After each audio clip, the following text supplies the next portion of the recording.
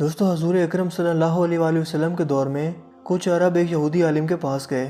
اور اس سے کہا کہ حضور اکرم صلی اللہ علیہ وآلہ وسلم سے ایسا کیا سوال کیا جائے کہ ان کے نبی ہونے کی حقیقت واضح ہو جائے۔ اس کے جواب میں اس یہودی عالم نے حضور پاک صلی اللہ علیہ وآلہ وسلم سے 3 سوال پوچھنے کا کہا، جن میں سے ایک سوال یہ تھا کہ اصحاب کہف کون تھے۔ لہٰذا اللہ پاک نے اپنے محبوب محمد صلی اللہ علیہ وآلہ وسلم کو اس کا جواب قرآن پاک کی سورہ کہف کے اندر مکمل وضاحت کے ساتھ بیان فرمایا۔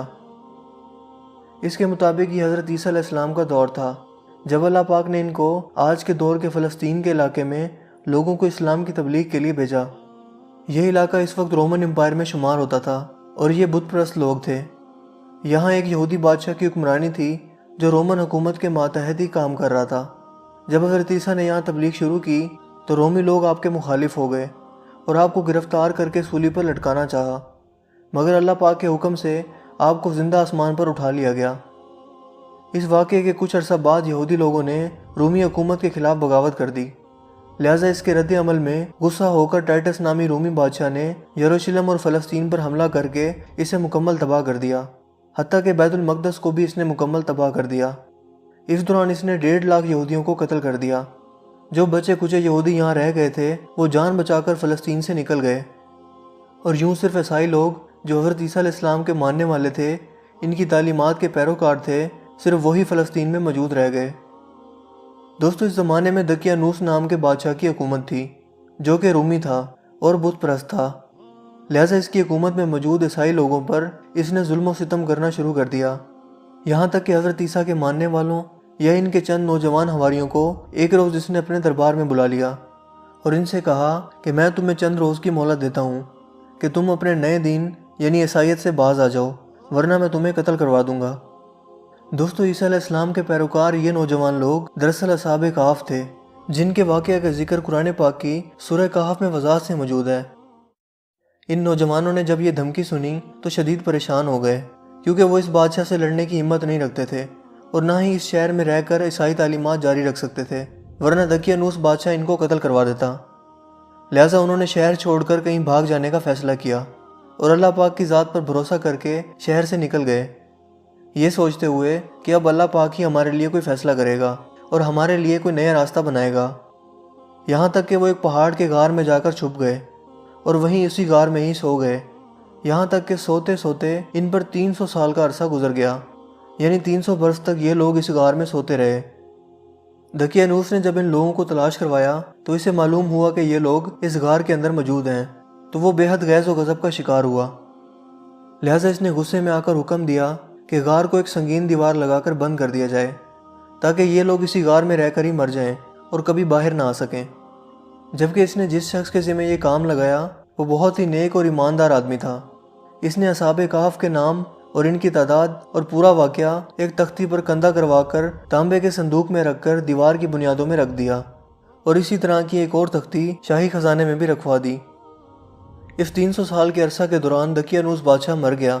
اور کئی بادشاہ اور کئی حکومتیں آئیں اور چلی گئیں، یہاں تک کہ 300 عیسوی میں رومن امپائر نے بھی عیسائیت اختیار کر لی۔ اس زمانے کے بعد یعنی 446 عیسوی میں بیدروس نامی عیسائی بادشاہ کی حکومت آئی، جو کہ ایک نیک دل اور انصاف پسند بادشاہ تھا، اور اس نے 68 سال تک شان و شوکت سے حکومت کی۔ اس کے دور میں مذہبی فرقہ پسندی جب عروج پر پہنچ چکی تھی اور لوگوں میں مرنے کے بعد دوبارہ زندہ کیے جانے اور قیامت کا یقین ختم ہوتا جا رہا تھا، تو اپنی قوم کا یہ حال دیکھ کر بیدروس نامی بادشاہ انتہائی رنجیدہ ہوا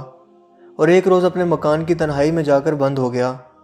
یہاں وہ اللہ پاک کی بارگاہ میں بے قراری سے دعا کرتا رہا کہ اے اللہ، کچھ ایسی نشانی ظاہر فرما کہ میری قوم کے لوگوں کا ایمان پھر سے تازہ ہو جائے، انہیں قیامت کا اور مرنے کے بعد دوبارہ زندہ کیے جانے کا اور ایک خدا کے موجود ہونے کا یقین ہو جائے۔ اللہ پاک نے اس کی یہ دعا قبول فرمائی، لہٰذا ایک روز ایک چرواہا اپنی بکریوں کو ٹھہرانے کے لیے اس غار کے پاس پہنچا۔ یہ وہی غار تھی جس میں اصحاب کہف موجود تھے اور اس میں سو رہے تھے۔ اس چرواہے نے چند لوگوں کے ساتھ مل کر اس دیوار کو گروا دیا۔ اس دیوار کے گرتے ہی دیوار گرانے والوں پر ایسی ہیبت اور خوف طاری ہوا کہ سب گھبرا کر وہاں سے بھاگ گئے۔ یوں اللہ پاک کے حکم سے اصحاب کہف اپنی نیند سے بیدار ہوئے اور ایک دوسرے سے سلام و کلام میں مشغول ہو گئے۔ جب انہیں بھوک لگی تو اپنے ایک ساتھی جس کا نام یملیخا تھا، اس سے کہا کہ تم بازار جا کر نہایت خاموشی سے کھانا لے کر آؤ، اور یہ بھی معلوم کرنا کہ دقیانوس ہم لوگوں کے بارے میں کیا ارادہ رکھتا ہے۔ جب یملیکھا غار سے نکل کر بازار پہنچے تو یہ دیکھ کر حیران رہ گئے کہ شہر میں ہر طرف اسلام کا چرچا اور بول بالا نظر آ رہا ہے، حتیٰ کہ لوگ اعلانیہ حضرت عیسیٰ علیہ السلام کا کلمہ پڑھ رہے ہیں اور ان کی تعلیمات پر عمل بھی کر رہے ہیں۔ اس کشمکش میں یملیکھا ایک دکان پر کھانا لینے کے لیے پہنچے اور کھانے کی قیمت کے بدلے میں دقیانوسی زمانے کا سکہ دکاندار کو دے دیا، جو کہ ظاہر ہے 300 سال پہلے کا تھا اور اب بند ہو چکا تھا، حتیٰ کہ اس کو کوئی پہچاننے والا بھی باقی نہ رہا تھا۔ دکاندار نے یہ سکہ دیکھا تو اس کو شک ہوا کہ شاید اس شخص کو کوئی پرانا خزانہ مل گیا ہے، لہٰذا اس نے یملیکھا کو سپاہیوں کے سپرد کروا دیا تاکہ وہ ان سے خزانے کے بارے میں پوچھ گچھ کریں۔ یوں سپاہیوں نے یملیکھا کو پکڑ لیا اور ان سے سوال کرنے لگے کہ بتاؤ وہ خزانہ کہاں ہے۔ جواب میں یملیکھا نے کہا کہ میرے پاس کوئی خزانہ موجود نہیں ہے، یہ ہمارا ہی روپیہ ہے۔ سپاہیوں نے کہا کہ ہم کیسے مان لیں، کیونکہ یہ سکہ تو 300 سال پرانا ہے جبکہ تم لوگ ابھی جوان ہو، لہٰذا سچ سچ بتاؤ کہ معاملہ آخر کیا ہے تاکہ اس کا کوئی مناسب حل نکالا جا سکے۔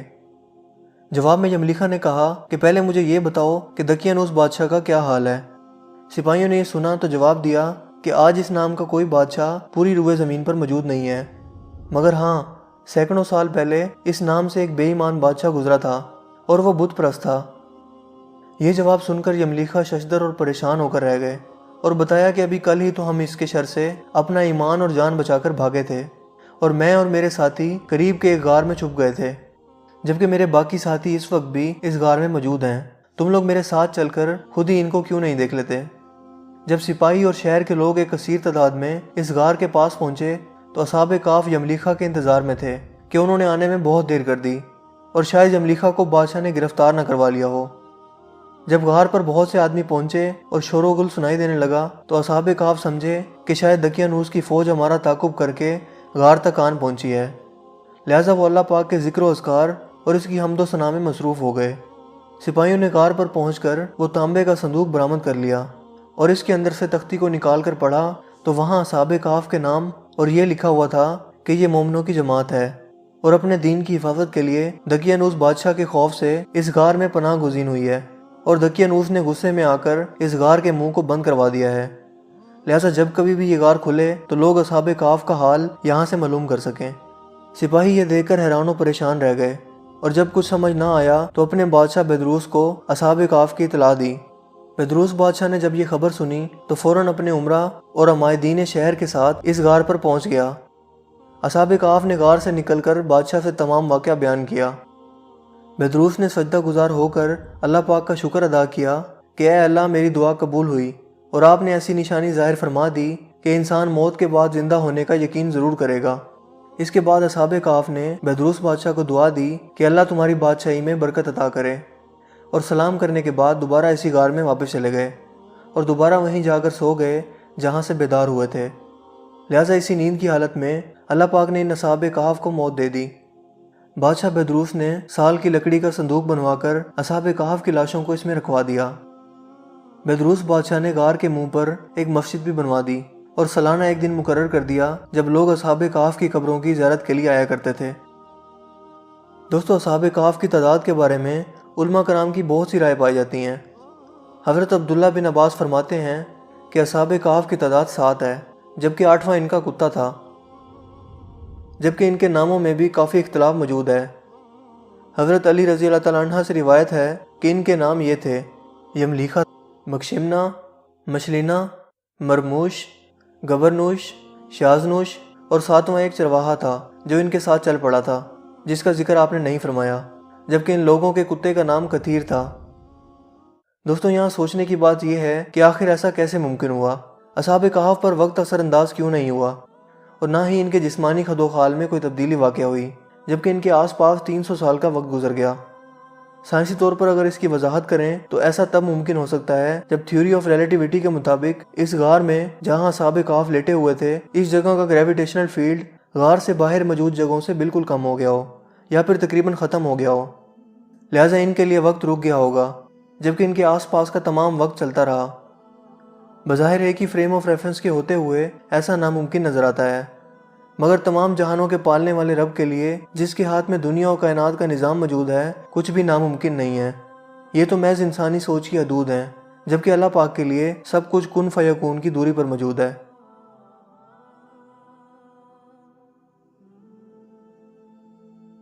دوستوں مجھے امید ہے کہ آج کی یہ ویڈیو آپ کو کافی انفارمیٹیو لگی ہوگی اور پسند آئی ہوگی۔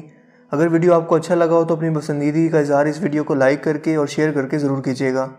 آپ اپنے رائے کا اظہار کمنٹس میں بھی کر سکتے ہیں۔ مزید اس طرح کی ویڈیوز کے لیے آپ ہمارے چینل کو ضرور سبسکرائب کیجیے۔ چینل کو سبسکرائب کرنے کے بعد بیل کے آئیکن پر بھی ضرور کلک کیجیے تاکہ ہر نئی آنے والی ویڈیو کا نوٹیفیکیشن آپ کو سب سے پہلے مل سکے۔ میرا نام ہے حسیب شفقت اور آپ دیکھ رہے ہیں ہنسی ٹی وی۔ میں ملوں گا آپ سے ایک نئی انٹرسٹنگ ویڈیو میں۔